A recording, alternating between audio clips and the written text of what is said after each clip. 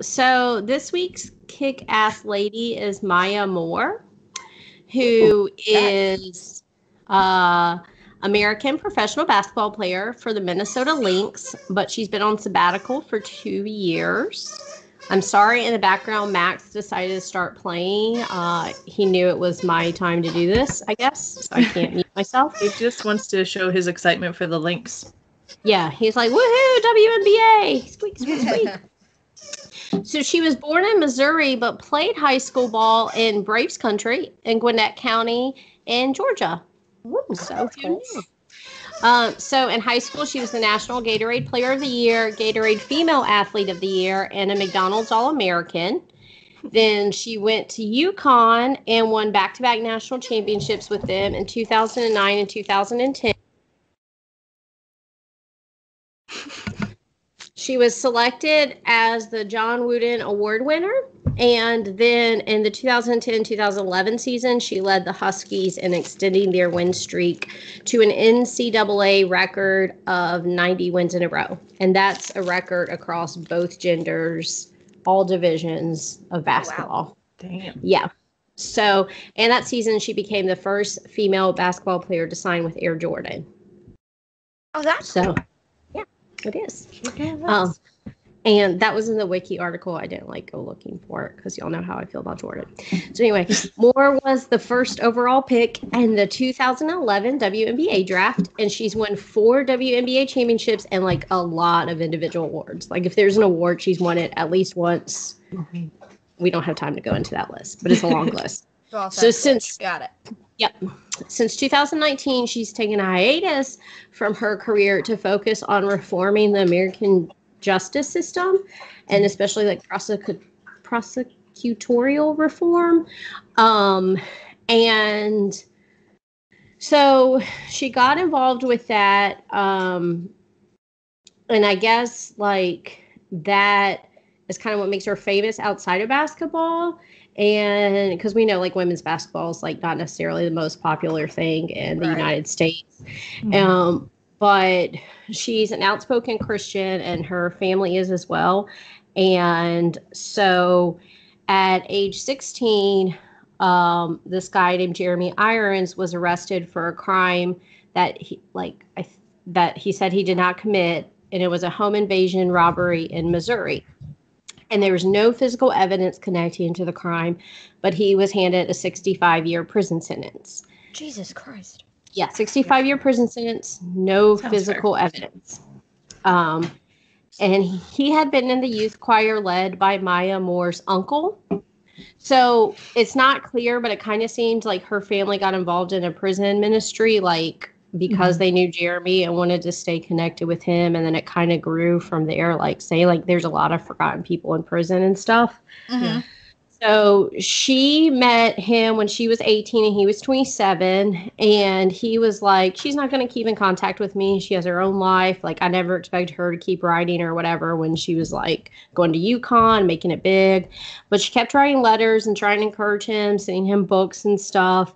And, she would visit him when she came home from college, and her entire family and her kept trying to fight and hire lawyers and do appeals process, and he's innocent and try to prove him innocent. And he finally got proven innocent this year. And then I think last month, so he was freed from prison this year. And then last month they got married. Mm-hmm. So yeah. Wow. Yeah. Yeah. Can you imagine fighting for someone's freedom that you love and oh my gosh, that's terrifying and awesome. It was interesting because I watched the interview and it was they had just been friends for so long, and it developed into something more. Yeah. But she was this isn't I got him out and now I'm done. She's I'm still fighting. This fight doesn't stop here. Yeah, I was say because in those kinds of situations, he's been sitting in prison for however long, and now he's got to come out. Into society. He's 40, so for 24 in the middle years. of a pandemic. Yeah. So if you think about 24 years ago, if you had gone into prison, there were no. How different was the world 24 years in ago? 1996? Are you kidding me? So you had like those big bag cell phones. You had that internet where you'd sign on and then go cook dinner and then come back and nobody better pick the phone up or you get kicked off. Pagers. You have to wait till after 9 to use your little clear phone to call your friends with the free minutes. Windbreakers were everywhere. Mm-hmm. Yeah. There was only like one ESPN. How different everything there might have been ESPNs then, but not like 27. Yeah. The internet wasn't a big thing. Like, not everybody had a computer in their home. Yeah, no, we didn't. In 96, we did not have a computer, much less the internet. Yeah. We didn't until like probably 2000, 2002, somewhere in there. I was probably in like 5th or 6th grade. Mm-hmm. So you got to like 5. That's insane. That's insane. Yeah. So, you know, you have a lot of life to adjust to. Yeah. Think of how fast things move. Like, 2 years ago, TikTok wasn't a thing. And how big is that in society now? And Facebook wasn't a thing in 96. Yeah. So, Facebook has only been around, wasn't it 2009? 2007. 2005, because I was going to graduate high school early because I was like in classes with every year ahead of me. So the class of 2005 was the first class at my high school that got like, they had to wait to get their college email addresses. Yeah. And they could sign up for Facebook. When I got my Facebook, I was like, salty because I couldn't sign up because I didn't have a college email address, but I was taking these community college classes like that fall, like as a senior at high school, and I was like, haha, now I can sign up.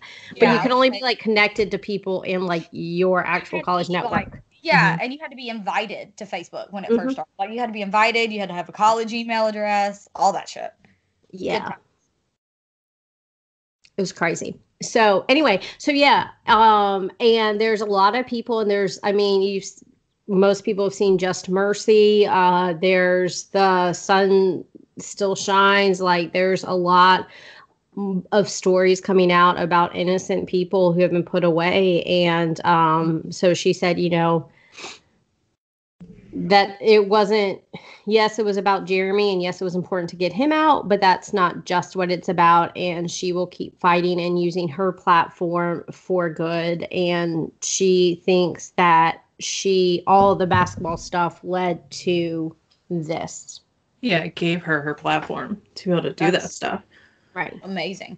And the WNBA let players this year opt out because of COVID concerns and also to fight for social justice. So that was like, even if you weren't high risk or something, you could be like, well, I want to volunteer for this charity or whatever, you know? Yeah.